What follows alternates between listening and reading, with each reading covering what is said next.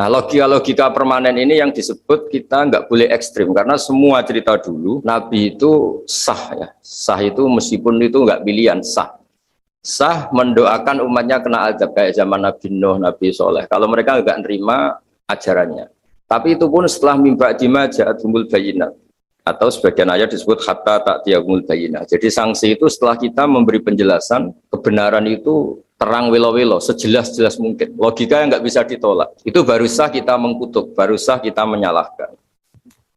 Assalamualaikum warahmatullahi wabarakatuh.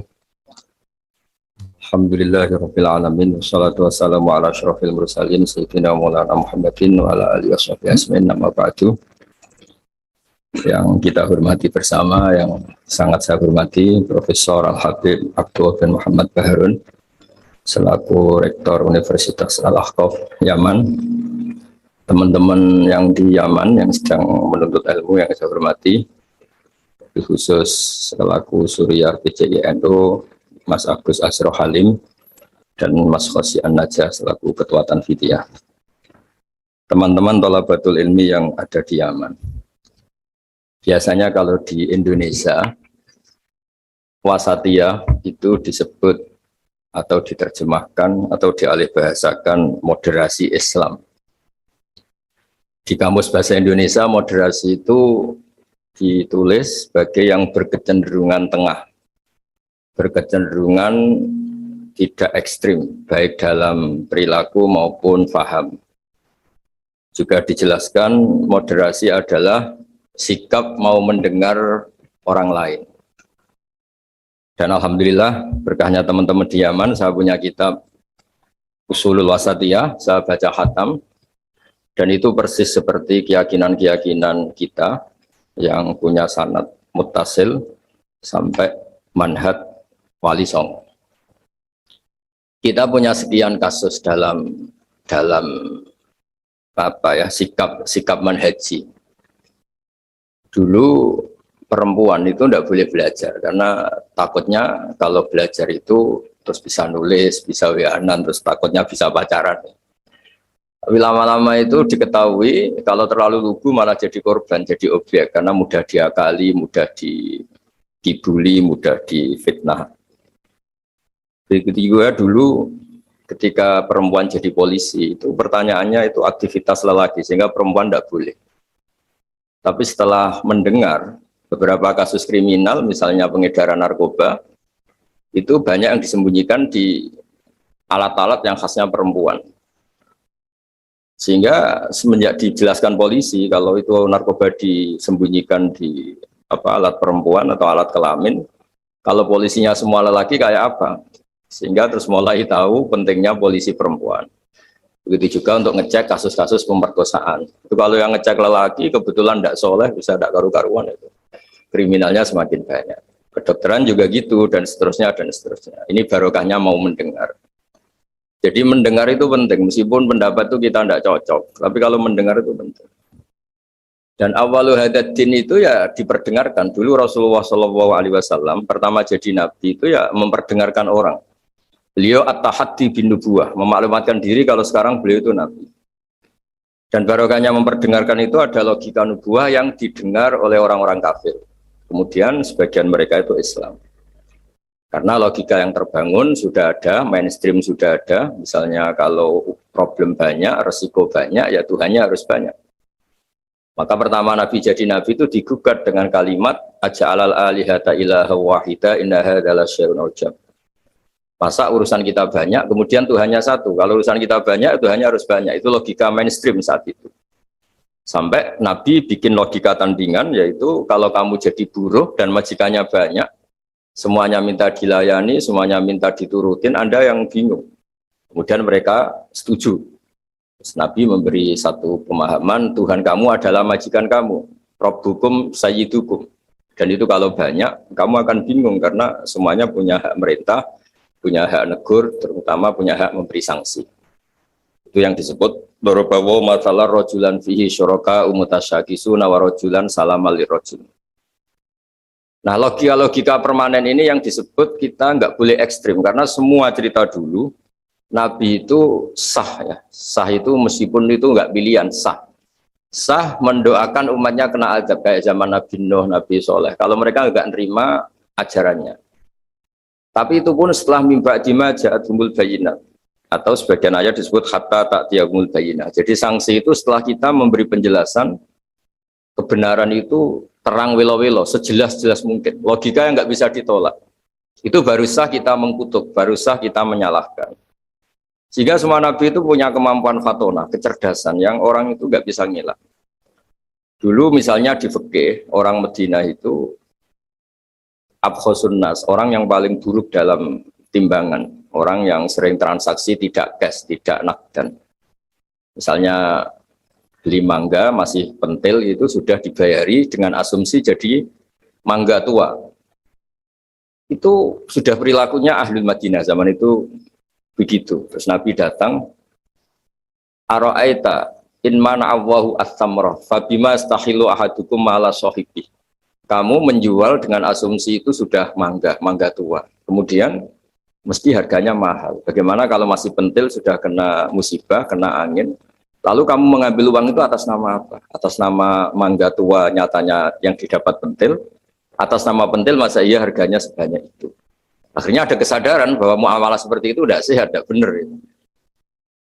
Begitu juga logika-logika tentang ada seseorang pemuda yang mau masuk Islam tapi syaratnya dibolehkan zina. Sampai geger karena itu enggak etis. Ketika geger-geger Nabi tanya, ada apa itu? Ada syabun yadkhulu fil Islam tapi yasta'zinu fi zina. Dia tetap izin bisa zina. Kata Nabi, sudah enggak apa-apa suruh sini ya.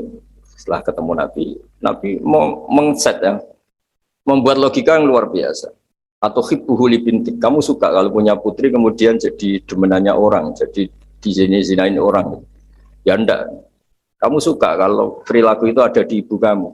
Hidung-hidung belang menjadikan ibu kamu objek seks ibu itu. Hidung belang itu ya enggak terima. Atau hibbuhu li bintik, atau hibbuhu li ummik, atau hibbuhu li kholatik, li amatik. Nabi itu ngulang berkali-kali.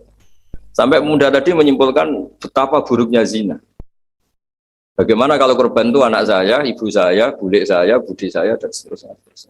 Semenjak itu kata beliau, kata pemuda tadi sama masuk Islam tanpa persyaratan boleh zina, dan zina itu abbahasya. Sesuatu yang sangat buruk. Nah ini yang harus dilatih terus oleh sikap-sikap yang nyuwun sewu bisa disebut ekstrim. Karena harusnya logika-logika Islam itu dipahami secara baik. Sehingga beberapa kali larangan-larangan manhiyat juga Allah menyebut innahu kana fahsyata wa makta wa sa'asabila. Jadi disebut itu buruk sekali. Misalnya pembunuhan, bagaimana kalau itu anak kamu, korbannya keluarga kamu. Sadis juga gitu, bayangkan kalau itu korbannya anak kamu. Sehingga dari baca ini kitabnya Sayyid Abdul Harun, saya alhamdulillah baca dan saya baca mungkin 2 jam khatam karena memang pola itu pola mainstream. Jadi penting membaca kitab dengan mudah dan gamblang itu penting karena itu artinya ada mindset bersama, ada pikiran bersama yang kita terimanya itu sudah sayyul lisyaribin, nyaman. Jadi kalau saya baca kitab itu ukurannya gampang. Kalau saya baca kok nyaman gampang berarti ya sepikiran karena ya memang mindset yang sama. Dan ciri utama kebenaran itu harus dicatat sayyul lisyaribin. Jadi kebenaran itu harus mudah dicerna. Caranya gimana ya? Tadi saya ulang lagi, kita harus mau mendengar. Jadi beberapa pemahaman yang keliru dulu misalnya tidak ada penyakit menular. Kemudian ada orang Arabi yang mencoba unta yang waras dijejerkan yang kudisen. Yang ternyata yang waras jadi kudisen. Sehingga mereka protes, ya Rasulullah kata engkau la adwa walatiyarota. Tidak ada penyakit menular. Ini unta sembuh, unta sehat. Kena unta gudikan ternyata ikut gudikan. Lalu sama Nabi dibenarkan, paman adal awala. Lalu yang nulari yang pertama siapa? Itu asli ya Rasulullah dari Allah. Nah, ternyata pemahaman tadi dikira penyakit nggak boleh menular, itu dicoba yang sakit dijajarkan yang sehat, tapi Nabi membenarkan. Maksud saya awal penyakit itu dari siapa? Tentu dari kehendak Allah Subhanahu wa taala. Nah, di sini ya, akhirnya ada logika bersama bahwa untuk menghadapi sesuatu itu pentingnya mendengar. Kemudian yang terakhir, dan saya mohon nanti diskusinya tentang kitab ini, al-hulu wa takfir. Di mana-mana itu yang namanya nabi itu ya orang kafir dijadikan sebagai muslim. Orang baik juga gitu. Di mana-mana orang baik minyak yang fasik jadi soleh. Yang soleh bodoh menjadi soleh pinter. Yang setengah pinter menjadi pinter banget. Syukur-syukur jadi wali. Nah, logika-logika itu harus permanen. Di mana-mana ya inginnya kita itu ya yang enggak baik jadikan baik. Ini bukan kebalik, yang sudah baik dikafirkan, yang sudah anggota dikeluarkan. Itu aja secara organisasi masalah kan. Jadi takfir itu sebenarnya enggak usah dalil sudah jelas, masa yang sudah masuk dikeluarin. Oh, yang di luar saja difasilitasi kulil ladzina kafaru iyantahu yufar lahum ma qad salam. Kalau kamu mau masuk Islam, fasilitasnya itu yufar lahum ma qad salam. Masalah-masalah kamu, dosa-dosa kamu akan diampuni. Jadi tahu-tahu orang yang min ahli la ilaha illallah karena kesalahan tertentu, entah pegang patok kuburan, entah apalah peringatan sesajen langsung dikafirkan. Ini kan jadi aneh. Padahal acaranya tahlilan. Menjadi aneh karena satu kalimat sing dakhala bihal kafiru al-islama, satu kalimat yang menjadikan orang kafir menjadi Islam. Kemudian dengan kalimat yang sama orang Islam hanya menjadi kafir hanya karena pegang patok kuburan atau karena acara-acara tahlilan yang dia khurafat. Ini kan jadi aneh dengan kalimat yang sama, yang satu berstatus mengislamkan, yang satu berstatus mengkafirkan. Nah, sering mendengar gini insya Allah menjadi luar biasa. Masyhur itu dicerita di Bukhari. Dan saya senang cerita itu, ada orang syaribul khomri. Mulai dulu memang muhibbinnya Kiai itu macam-macam. Dia itu syaribul khomri, tapi kalau nggak di masjid nggak senang. Dia sukanya di dekat-dekat masjid, karena dia nggak mau jauh dari tempat orang soleh. Sehingga ketika dikhat oleh Nabi, karena keseringan minum, sampai wakana yulaqabu himaron, di Bukhari disebut orang itu panggilannya himar. Tapi ketika sahabat mulai melaknati dia, kata Nabi, la tal'anuhu, fa'innahu yuhibbuwaha wa rasulah. Kamu jangan melaknati pemuda itu, bagaimanapun dia senang Allah dan Rasul. Itu di bab tobat, di beberapa bab di kitab Ihya dijelaskan, sama sih ingat kalimatnya. Falam yukhrijhu bil ma'siyah anil mahabbah. Nabi tidak mengeluarkan orang itu dengan salahnya dia syurbul khamri, tidak dikeluarkan dari status mahabbah. Falam yukhrijhu bil ma'siyah anil mahabbah. Karena ya maksiat itu desainer hawa nafsu, dan itu biasanya zallah itu tidak status. Tapi kalau mahabbahnya seorang mukmin pada Rasulullah itu status. Dia tahu Rasulullah itu orang benar, maka dia ingin mahabbah. Ya, karena dia punya nafsu, terus ada zallah. Jadi harus dibedakan mana status, mana zallah. Kita orang Indonesia ya loyal sama Indonesia, kita KTP Indonesia, kartu anggota keluarga ya Indonesia. Tapi jangan juga kalau zallah langsung tidak menjadi warga Indonesia. Kalau ada sanksi ya sanksi aja, tapi jangan sanksi tidak berstatus Indonesia. Sama mukmin juga gitu, kalau salah ya salah saja. Tapi jangan terus berstatus tidak mukmin dan seterusnya dan seterusnya. Nah, saya mohon logika-logika ini permanen. Kemudian kita punya hujjah riwayah, punya hujjah sanad yang ditulis Habib Abdul Bahri. Karena barokahnya hujjah itu kita bisa menjelaskan kepada umat gampangnya berislam, gampangnya jadi orang baik. Kita berkali-kali cerita jadi orang baik itu gampang. Apalagi kita ini alhamdulillah senang makan, senang tidur, senang guyon, senang. Ya kalau kita jadi orang baik itu kan gampang. Artinya gampang gimana? Ketika semalaman kita guyon, anggap saja itu tarkul ma'asi, ya barokahnya guyon sama teman-teman, bakas terong bakar, bakas makan-makan. Akhirnya malam itu tidak dugem, tidak maksiat. Barokahnya tidur semalaman, ya barokahnya tarkul ma'asi kuliah. Sudah gitu. Ya kalau kamu jadi Islam ekstrim kan, santri kok tidur semalaman, kapan belajarnya? Harusnya tertanya dibalik. Alhamdulillah tidur semalaman. Kapan kamu bisa maksiat kalau tidur terus ya? Baru kan tidur terus, nggak ada waktu maksiat. Jadi kaidah-kaidah yang kita pelajari zaman ngaji itu, bahwa yang dikatakan taat itu apa? Imtitsalul awamir wa ijtinabun nawahi, ya sudah. Barokahnya tidur itu ijtinabun nawahi kuliah bahkan karena tidur tadi. Nah barokahnya cara pandang yang mudah, sederhana, ismamin mubakhin ila wa tahaqqaqu bihi tarku haramimma. Fa'il zamu minas sukun tarkul qatli wa minas sukun tarkul qadhaf. Itu ada di kitab Lughul Usul. Orang itu kalau melakukan mubah, pasti saat melakukan mubah itu ada tarkul haram. Tarku haram mimma, akan meninggalkan haram apa saja. Makanya perilaku kiai-kiai ya gejol-gejolkan, santri ya gejol-gejolkan. Itu bukan nilai gejol-gejolkannya, tapi istildat bil mubahat, nyaman dengan hal-hal yang dibolehkan Allah. Dan konsekuensi dari itu saat itu juga pasti tarkul ma'asi. Nah berkahnya berpikir seperti ini jadi enak. Nabi juga sering ketemu anak-anak tanya, ya Umar, mafa'alan Umar, kabar burung kamu gimana? Hal-hal seperti itu bercengkrama tapi menjadi suasana itu nyaman. Tapi ketika ditanya, ayu islami khairun ya Rasulullah, itamu ta'ah. Islam itu mangan-mangan, asik gitu ya sudah. Islam itu tabassum, Islam itu tolqatu wajhin, ceria. Jadi dengan tahu kalau itu semuanya adalah tuntunan Islam, kan termasuk wafi putih hakikum sodako Islam itu ya kumpul sama istri. Ya sudah, itu kan hal-hal keseharian yang dibutuhkan manusia dan oleh Islam dilegalkan, didukung, dan saat yang bersamaan dijamin ada ridha Allah karena di situ ada tarkul ma'asi, ada tarkul mungkar. Ya, saya kira demikian, mungkin antum alamu tentang naskah-naskah beliau. Saya hanya tausiah ya, hanya memberi dasar bahwa ini sudah benar, naskah-naskah ini saya belajar khatam, alhamdulillah. Dan saya tidak ada yang janggal sama sekali karena tadi ciri utama kebenaran itu labanan khalisan sa'iqal syarifin. Assalamualaikum warahmatullahi wabarakatuh. Ini ada beberapa pertanyaan yang masuk kepada link kami. Yang pertama itu dari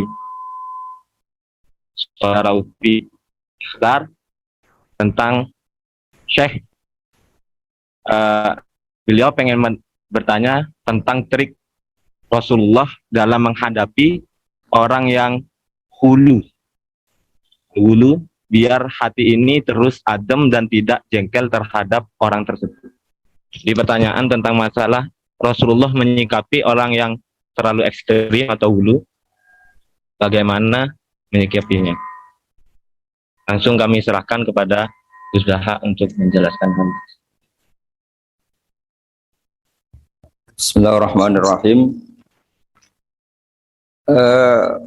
Itu banyak sekali ya cerita-cerita orang yang cara berpikir ekstrim ya, baik cara mendidik istri. Contoh paling gampang yang dalam keseharian perilaku sosial itu misalnya tentang perempuan, tentang istri. Kata Nabi, perempuan itu didesain atau diciptakan dari mindilain akwat, dari iga yang bengkok. Jadi kalau kamu memaksakan langsung lurus pasti patah. Dan kalau kamu biarkan tetap bengkok. Dari situ aja sudah kelihatan Nabi itu ingin satu asumsi bahwa jangan paksakan suatu itu langsung lurus karena desainnya sudah indilain akwat. Sama seperti manusia, desainnya sudah al-insan mahalul khotok wan nisan. Kemudian Anda memaksa harus benar, itu kan jadi aneh. Mahalul khotok kok kamu paksa benar itu. Begitu seterusnya. Jadi pentingnya baca, pentingnya begitu juga tentang Nabi Adam. Pertama yang dikenalkan kita tentang Nabi Adam ya, beliau secara lahir diusir dari surga karena kesalahan. Meskipun ada jawaban-jawaban tentang mimbabi hasanatil abrar sayyatul muqarrabin. Itu kan terus menjadikan orang itu begitu nyaman. Saya punya cerita, ada seorang guru dulu zaman Mbah Zubair ngaji di sarang, pulang ke Hajen. Dia merasa belum pinter, beliau merasa belum pinter, nggak berani ngajar takut salah. Itu sama mas saya kajian disebut takut salah itu keangkuhan. Kamu tidak nabi kok takut salah, biasa aja kan. Jadi barokahnya pemakluman terhadap fitrah-fitrah keterbatasan kayak al-insan wa khairul khata' wan nisan. Ada keterbatasan manusiawi ini yang menjadikan kita dilatih untuk tidak ekstrim.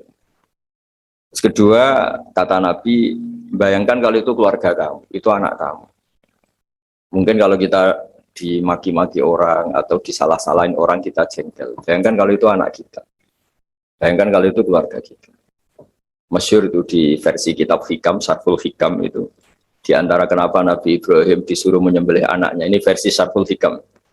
Di awal juz 2, saya beri penjelasan awal juz 2. Itu di situ dijelaskan. Jadi Nabi Ibrahim mengertikan, diangkat ke alam malakut, kemudian sama Allah ditanya, gimana dengan orang-orang yang maksiat di bumi saya? Kata Nabi Ibrahim, ya kira-kira ahlikum ya Allah, karena innahum, mereka makan rezeki engkau, akalu rizqoka, kemudian asauka, mereka mendurhakai kamu. Engkau ya Allah, asauka mendurhakai engkau. Sampai ada contoh maksiat yang macam-macam. Dan Allah langsung nurutin. Suatu saat Allah minta supaya Nabi Ibrahim menyembelih anaknya. Nabi Ibrahim menjawab, innahu samratu fuadi, itu buah hati saya, bagaimana saya sembelih? Kata Allah, kamu dulu apa Anda ingat ketika di alam malakut usul begini-begini saya turutin. Dan sekarang saya usul kamu nyembelih anak kamu gak terima, alasan kamu itu anak kamu. Itu yang kamu usulin saya bunuh, itu hamba saya yang menciptakan saya, dan saya arham bi ibadi, saya itu sangat sayang. Enak saja kamu usul bunuh-bunuh gitu. Semenjak itu Nabi Ibrahim jadi awwah, jadi halimum munib gitu. Ya sama seperti itu. Kalau kamu jadi keamanan pondok itu hasil orang seneng. Coba kalau yang nakal itu punya Mbak Yu cantik yang kamu bidik Mbak Yunya, itu berat betul itu mau nasir itu karena kamu punya kepentingan. Makanya saya sering guyon, kalau ada pembantu mecahkan piring kok dimarahin, pasti tidak cantik. Karena marahin orang cantik itu susah. Karena ya artinya ya orang itu banyak kepentingan. Kalau ada orang nyulayani janji kok kamu marah, karena orang itu tidak punya jasa. Coba kalau orang itu ngutangi kamu 1 miliar, terus dia nyulayani janji, oh kamu tidak bisa marah, nggak ditagih sudah seneng. Jadi sebetulnya kita marah itu bukan murni karena kesalahan orang. Kebetulan yang salah itu tidak orang yang berjasa sama kita, orang yang kita tidak punya harapan, dianggap orang nggak penting. Coba kalau yang salah itu perempuan cantik yang kamu seneng, atau orang yang bisa melantarkan kamu ke tempat pekerjaan, yang bisa mengasih status kamu, buat salah kayak apa, tanpa dia minta maaf sudah kamu maafkan. Nah seperti ini tuh melatih kita untuk tidak hulu, tidak ekstrim, karena ternyata ekstrim kita ini berdasar nyon sewu nafsu juga. Kamu bisa marah sama orang yang ngutangin kamu, marah sama orang yang kira-kira itu adiknya kamu lamar. Kalau santri sudah tua-tua itu mungkin ngelamar buliknya, mungkin kalau sudah. Nah, itu kan kelihatan. Makanya kita dilatih ada idhamul minnah ya, perasaan bahwa orang lain itu berjasa ke kita. Supaya merasa utang jasa lah sama banyak pihak. Nah, kalau jalan-jalan di daerah-daerah kemudian ada masjid, itu sadar Islam yang ngurusi tidak hanya saya, di mana-mana ya ada Islam, dan itu pengurusnya tidak kita.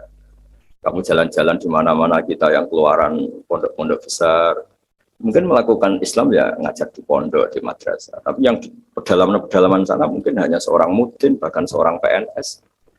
Makanya Mbah Mun sering pesan suatu saat yang membawa Islam kemana-mana itu PNS.